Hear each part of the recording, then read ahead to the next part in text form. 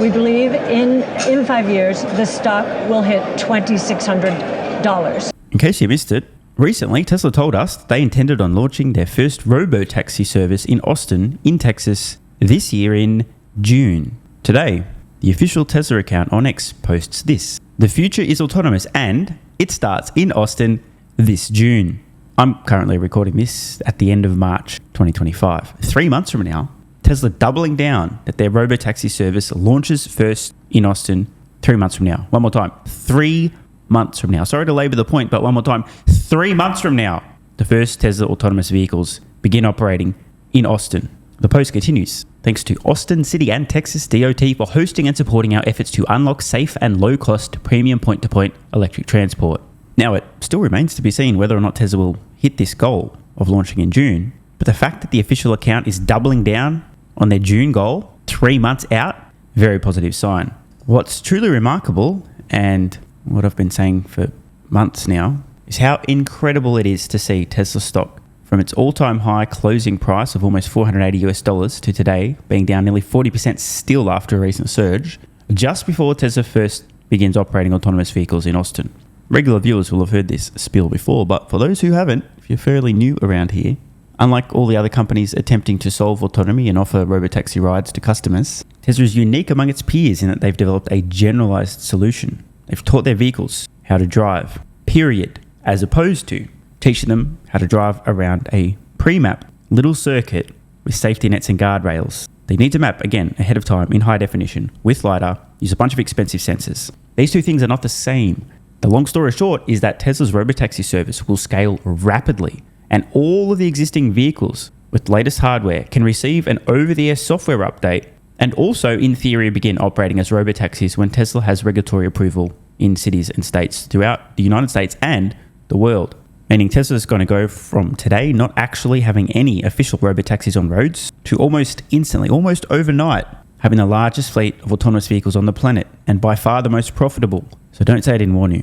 P.S. one more time. June, motherfuckers. Cathie Wood shares her latest thoughts on Tesla. We want to start with Tesla.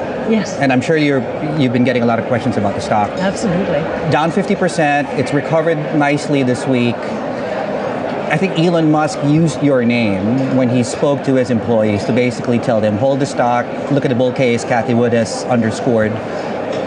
Have any of the concerns recently around the stock hold water? Do you think some of them hold water? Has your bull case changed at the margins? Well, first I'm going to give all the credit to the 3 analysts who are working on Tesla at ARC. And no, our outlook has not changed. What is going on right now, very short term, the economy is being hit in the US, lots of uncertainty. That's not good for any auto manufacturer. Of course, there's the political dynamic overlay, and I know that the authorities are going after that. I think that will pass. We also have the Model Y refresh, and we understand that the orders for the Model Y refreshed are going very strongly. I won't get mine for a very long time. They have a new low-cost car coming in the second quarter, which in the United States I think it could sell for $30,000 or less. There's pent-up demand for that. So we've got a lot of rubber bands stretching, and the most important one of all, of course, is Robotaxi. And Elon has announced that Tesla will launch its Robotaxi service commercially in Austin, Texas in June. That is when analysts are going to have to put into their models what a robotaxi service is. And I have to stop here. First of all, I mean, so many incredibly positive catalysts. Obviously, if Tesla's recently refreshed the Model Y, which is already the world's best-selling vehicle before it became significantly better for roughly the same price, even cheaper in some areas, naturally, there'll be a big surge in orders. Cathie also mentions the more affordable vehicle that Tesla will be producing that everyone seems to have forgotten about. It's a massive head-scratcher. I really don't understand what's happening. They told us these more affordable vehicles are coming, not just one, but multiple. But at least one of them will start production this year, around mid-year. Everyone just seems to have forgotten. It's going to be massive. Model Y is already the world's best-selling vehicle at a relatively premium price point, and Tesla's going to make a comparably compelling vehicle, slightly less high-end features for a meaningfully lower price, meaning way more people can afford it. And everyone's like, oh, ignore. And then, of course, the Robotaxi service launching in Austin in June. At scale, Tesla's robotaxis are going to be money printers, absolute money printers, extremely low cost to operate. The biggest cost when you take an Uber or a Lyft or a taxi is paying the driver. If you don't have to pay the driver, brother, massive opportunity. It's a software as a service model. Right. Very high margin, 80% plus for the platform companies, whereas the electric vehicle is 15, 20, 25% gross margin. So we think that robotaxis will account for 90% of the value of the company in 5 years. And we're on record saying we believe in 5 years the stock will hit $2,600. And that's not even including humanoid robots, which are now moving into the Tesla ecosystem much faster than even we expected. So more than a tenfold increase just from robotaxis. So as I record this, $2,600 per share would be roughly 10 times where Tesla is today. And of significant note, we heard Cathie mention earlier that once the robotaxi service launches in Austin in June, the analysts are finally going to have to actually model out what that looks like. I'll still never get over the pulsification of Wall Street analysts who are too afraid to model out anything ahead of time, even though they have long-term valuation models. Or the service hasn't launched yet, so I'm not allowed to put any numbers in my spreadsheet and try to estimate or predict what it would look like in the future until it's actually officially launched. So this is going to, I suspect, cause a major revision in many analysts' price targets and fair valuations for Tesla once they're allowed to. Remember, because the rules say that until you've received the first revenue from a new product line, you're not allowed to actually model that out ahead of time. Because if you do that on Wall Street, you get thrown straight in prison for the rest of your life with no possibility of parole for having courage. Better to wait and chase than to anticipate. But then Cathie goes on to mention that ARK invests $2,600 per share fair valuation for Tesla 5 years from now, which is 90% robotaxi, doesn't at all include Optimus humanoid robots, which is moving ahead much faster than anyone anticipated. And by the way, the humanoid robot opportunity is going to make autonomy look like a fucking joke. And autonomy, 90% of which is driving ARK's valuation for Tesla in 5 years, is roughly a 10 times increase in Tesla's fair value. And if I'm right, by the way I am, and the humanoid robot opportunity is going to dwarf robotaxis, which is going to drive Tesla to an approximate 10x, do the math. You're not concerned over, let's call it noise, because of Elon Musk's role with the government, for example, and how that may or may have not contributed to the risk premium of the stock? Yes, I think this is one reason the stock is down 50%. It's been cut in half.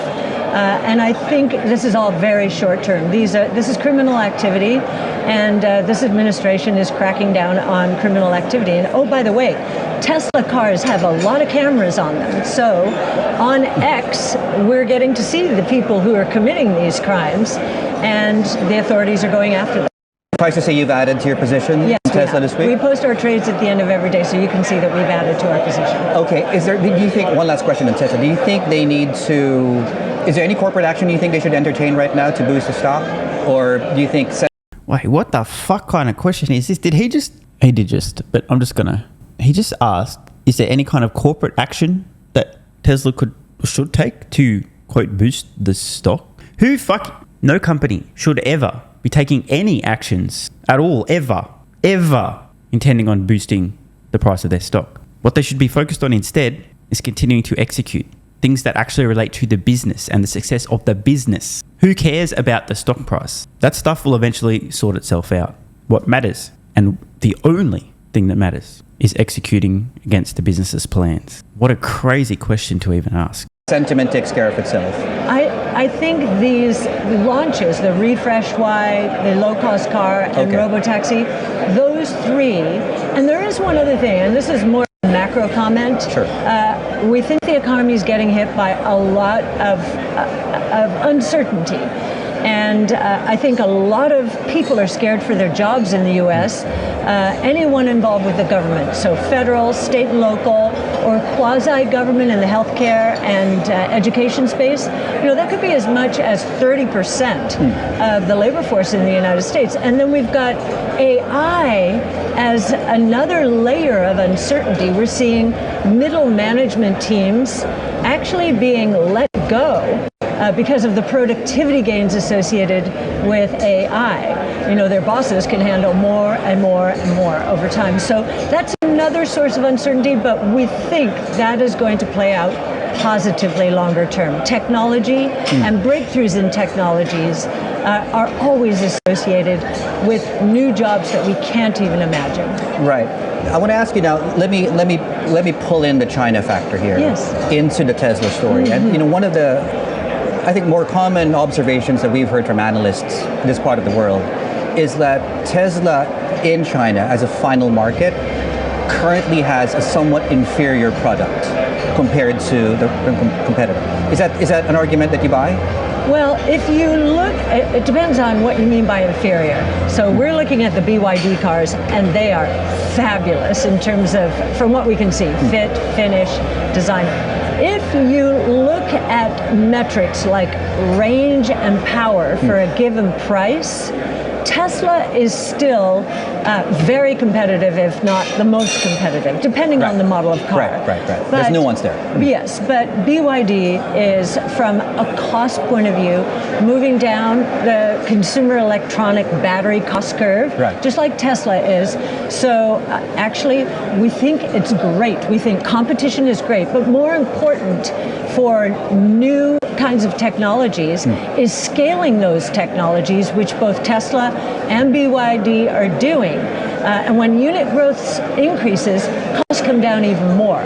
So we think Tesla and BYD are both in the lead from an EV point of view alone. Right. If you layer in Robotaxi, of course, BYD is not seizing the moment there, at least not yet.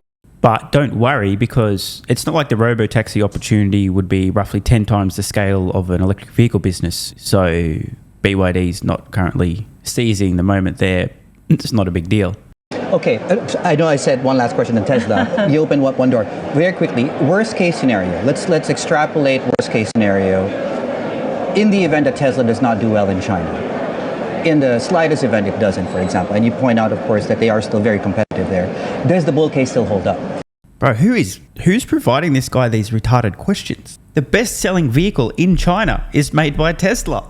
Not the best-selling electric vehicle, the best-selling vehicle. And they've just refreshed it and made it even better. The way this question is being posed, it's like a hypothetical from like 10 years ago, before Tesla built the factory in Shanghai, before they had the world's best-selling vehicle, including the best-selling vehicle in China. It's like, well, since Tesla's not already dominating in China, what if they don't dominate in China? Brother, where are these questions coming from? For Tesla, if they say lose that market. We do believe that China is very important to Tesla, and I actually think that Elon Musk and May Musk, his mother, are sort of ambassadors for the United States. May Musk is a big star in China. Yes, and rightly so. But to answer your question directly, if China were to fail, that would be a short-term hit to the stock. Would it take us away from $2,600? No, because the Robotaxi story is much more a function of the Western world, where ride-hailing costs are so much higher than they are in China. We know in Wuhan, for example, Baidu's Apollo, is facing human taxi drivers or taxis that cost 35 cents per mile. That in the U.S. it's $2 to $4 per mile. So that's why we think the Robotaxi opportunity is so much bigger outside of China. Very good point, by the way. Paper-thin margins in China, much lower labour costs, meaning paying the driver a lot less, much less profit to be had with autonomous vehicles in China. Still a market worth getting a big slice of, but in the US, we're talking 5, 6, 7, 8 plus times as much cost per mile, and likely much larger total profits per mile. So I just want to say it one more time, speaking of robotaxis and profits and the United States, Tesla launching their autonomous vehicles in Austin in June this year, 3 fucking months from now. And I do have to say, I've been buying Tesla stock hand over fist with every spare cent now for approximately a decade, which is approximately the amount of time that has passed since Elon Musk and Tesla explained their intent to solve autonomy. I haven't been trying to time the market. The most I've ever paid for Tesla stock was approaching $400 per share. The least, like 12 or 11, split adjusted, of course. That entire time, I haven't been, oh no, Tesla's up or down. I've been looking out into the future, thinking about the implications of autonomy, plus the fact that they're going to dominate, and by the way, now they already are, electric vehicles, and think, will future Stephen be thankful to present Stephen for buying Tesla stock at these levels? And every single time I've asked myself that question, the answer has been yes. Therefore, I bought Tesla stock. Now, if I can invest right, if Tesla stock does roughly 10x over the next 5 years on the back of autonomy, I will have approximately 0 regrets. If it takes 10 years to 10x, I will also still have approximately 0 regrets. It's easy to avoid panic selling and embarrassing yourself when you have your eyes on the prize and a long-term focus. This is why I model Tesla out over 10 years, not 10 minutes. One more time. Robotaxis, Austin, June, motherfuckers. Want more content? Early access? Bunch of perks? Click the links in the pinned comment. AG1 is awesome. I've been taking it daily now for more than 3 years. It's a great way to fill in nutritional gaps. It's packed full of vitamins, minerals, and whole food source nutrients, plus has prebiotics, probiotics, and adaptogens to improve gut health, regularity, and help your body handle stress. I'm always looking for an edge to help me feel and perform my best, which is why I haven't missed a day of AG1 for more than 3 years. Just try it and see how you feel. Click the link in the pinned comment or head to drinkag1.com/SMR and get yourself a free 1-year supply of vitamin D3 plus K2 and 5 travel packs. This is what viewers of the channel had to say after trying AG1. I feel like I have a lot more energy since I started on AG1. Just got my AG1 in the mail. Legit feeling the effects after day 3. 3 months ago, I started AG1 and have been enjoying the evenness of alertness and energy that lasts the day. I just started the wife on it too. Are you convinced yet? I mean, hey, it's worth trying, right? Click the link in the pinned comment or head to drinkag1.com/SMR, or I can keep going. This viewer, after about a month on AG1, definitely a lack of fatigue in the afternoon. Pleasant side effect is that my coffee intake has imploded and is almost down to 0.